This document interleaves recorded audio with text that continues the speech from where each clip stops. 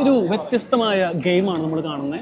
ഇവിടെ ഒരു 4 സെക്ഷൻ ഗെയിമുകളുണ്ട്. അതിലൊരു വ്യത്യസ്തമായ ഗെയിമാണ് വേഴ്സസ്. അതായത് ഇംഗ്ലീഷിൽ പല വാക്കുകളൊക്കെ അറേഞ്ച് ചെയ്തിട്ടുണ്ട്. ആ വാക്കുകൾ പല രീതിയിലും മാറ്റിമറിച്ചിട്ടാണ് അറേഞ്ച് ചെയ്തിരിക്കുന്നത്. അപ്പോൾ ആ വാക്കുകൾ നമ്മൾ കറക്റ്റായിട്ട് വെക്കണം. അപ്പോൾ അതിനെക്കുറിച്ചൊരു ചെറിയൊരു ഗെയിമാണ്.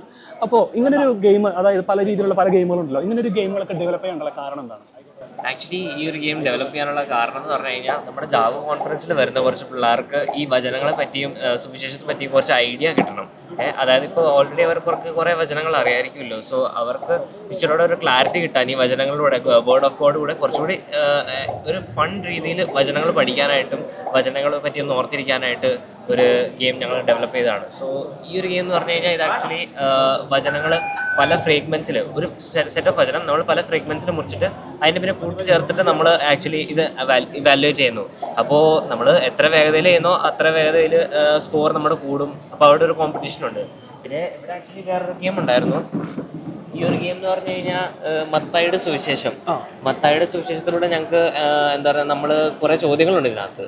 മത്തായി സുവിശേഷത്തിൽ കോട്ട് ചെയ്ത കുറേ ചോദ്യങ്ങളുണ്ട്. അപ്പോൾ ആ ചോദ്യങ്ങൾ ഒരു 15 ചോദ്യങ്ങളൊക്കെ ഉണ്ട്. അപ്പോൾ ആ ചോദ്യങ്ങൾ നമ്മൾ സോൾവ് ചെയ്യുമ്പോഴത്തേക്കും നമുക്ക് ആ വചനങ്ങളൊക്കെ ഒന്ന് ഓർത്തിരിക്കാനും പറ്റും. അങ്ങനത്തെ ലോഗോസ് പോലെയൊക്കെ കുറേ ചോദ്യങ്ങളൊക്കെ കിട്ടി ഒരു ഫണ്ട് രീതിയിൽ കുറച്ചും കൂടി വചനം മറ്റുള്ളവർക്ക് പറഞ്ഞു കൊടുക്കുവാനും ബൈബിൾ റിലേറ്റഡ് ആയിട്ടുള്ള ക്വസ്റ്റ്യൻസ് ഒക്കെ സോൾവ് ചെയ്യാനായിട്ടുള്ള ഒരു ഗെയിമാണ്. അപ്പോൾ ഇതൊരു ലീഡർ ബോർഡാണ്. ഇപ്പോൾ ഇത് കുറേ പേര് കളിച്ചു.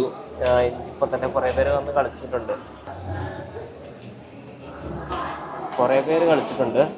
ഏകദേശം ഒരു 47 പേര് വന്ന് കളിച്ചിട്ടുണ്ടല്ലേ. കുറേ പേര് ജയിച്ചിട്ടുണ്ട്, റാങ്ക് ഒക്കെ കിട്ടിയിട്ടുണ്ട്.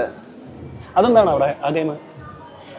ഇത് ആക്ച്വലി ഇതൊരു ഗെയിമാണ്. ഇത് ആക്ച്വലി ഫെയ്ത്ത് റീകോൾ എന്ന് പറയുന്ന ഗെയിമിന്റെ പേര് ഇട്ടേക്കുന്നത്. Faith recall. ഇത് ആക്ച്വലി സെയിൻസിന്റെ ഒക്കെ ഫോട്ടോസും പേരും ഉണ്ട്. അപ്പൊ അതിനെ പല കാർഡ്സ് ആയിട്ടാണ് വെച്ചേക്കുന്നത്. അപ്പൊ ആ കാർഡ് നമ്മൾ സ്വാപ്പ് ചെയ്ത് കണ്ടുപിടിക്കുന്നു. ഓക്കെ, അപ്പൊ പല കാർഡ് നമ്മളിങ്ങനെ സ്വാപ്പ് ചെയ്ത് നമ്മൾ കണ്ടുപിടിച്ച അവസാനം സെയിന്റിനെ കണ്ടുപിടിക്കുന്നു. പിന്നെ നമ്മൾ ഇതിനകത്ത് വേറെ സാധനം ഇട്ടേക്കുന്നത് ഇമോജി ഉണ്ട്. പല ഇമോജികൾ വെച്ച് നമുക്ക് ആക്ച്വലി ബൈബിളിന്റെ ഏത് സ്റ്റോറിയാണ് അത് നമുക്ക് കണ്ടുപിടിക്കാം. ഇതൊക്കെ ഡെവലപ്പ് ചെയ്ത് നിങ്ങൾ തന്നെയാണോ അതോ?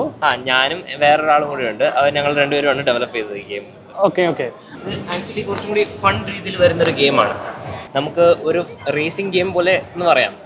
ഓക്കെ, ഇത് നമ്മൾ ബേസിക്കലി നമുക്ക് പല ഷേപ്സിൽ പല കാർഡ്സ് കിട്ടും. കാർഡിനകത്ത് ഒരു പക്ഷേ ജീസസ് എഴുതിയിട്ടുണ്ടാവും, ലോഡ് എഴുതിയിട്ടുണ്ടാവും, പിന്നെ വേറെ കുറച്ച് കാർഡ്സിൽ ഡെവിൽ, സേട്ടൻ അങ്ങനെയൊക്കെ എഴുതിയിട്ടുണ്ടാവും. അപ്പോൾ നമ്മുടെ ടാസ്ക് എന്ന് പറഞ്ഞാൽ നമ്മൾ ഇതിനകത്ത് ജീസസിന്റെ കാർഡ് സെലക്ട് ചെയ്യണം. ഓക്കെ. അപ്പോൾ ഇദ്ദേഹം ഒരു ഗെയിം ഡെവലപ്പർ തന്നെയാണോ? അല്ല, ഞാൻ ആക്ച്വലി ഗെയിം ഡെവലപ്പർ അല്ല, വെബ് ഡെവലപ്പറാണ്.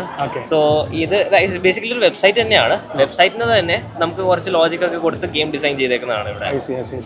അപ്പോൾ ധാരാളം യുവജനങ്ങൾ ഇവിടെ വന്ന് കളിക്കുന്നുണ്ട് അല്ലേ?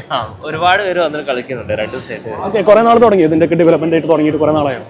ഏകദേശം 1 മാസത്തോളം എടുത്തു. 1 മാസത്തോളമൊക്കെ എടുത്ത്. ഇതൊരു വ്യത്യസ്തമായ ജാഗോയില് ഈ പ്രാവശ്യം കണ്ട ഒരു വ്യത്യസ്തയാണ്. അതായത് കമ്പ്യൂട്ടറിന്റെ ഈ ഒരു വേൾഡ്, സൈബർ വേൾഡ് കൊണ്ട് തന്നെ, അല്ലെങ്കിൽ സൈബർ യുഗത്തിൽ ഈ കമ്പ്യൂട്ടർ ഉപയോഗത്തോട് തന്നെ യേശുക്രിസ്തുവിലേക്ക് എങ്ങനെ അടുപ്പിക്കാം, അല്ലെങ്കിൽ യേശുക്രിസ്തുവിനോട് എങ്ങനെ പ്രണയം ഉണ്ടാക്കാം എന്ന് കാണിക്കുന്ന വിവിധ തരം 4 ഗെയിമുകളാണ് ഇപ്പോൾ നമ്മൾ കണ്ടത്. അപ്പോൾ അതിൻ്റെ പ്രധാനപ്പെട്ട ഒരു ഡെവലപ്പറാണ് നമ്മുടെ മുമ്പിൽ നിന്നത്. വളരെ നന്നായിട്ട് തന്നെ ഗെയിമുകളൊക്കെ ഡിസൈൻ ചെയ്തിട്ടുണ്ട്. ധാരാളം യുവതി യുവാക്കൾ പലപ്പോഴായിട്ട് വന്ന് ഗെയിമൊക്കെ കളിക്കുന്നുണ്ട്. വളരെ ഇൻട്രസ്റ്റിംഗ് ആയ ഒരു കാര്യമാണ്.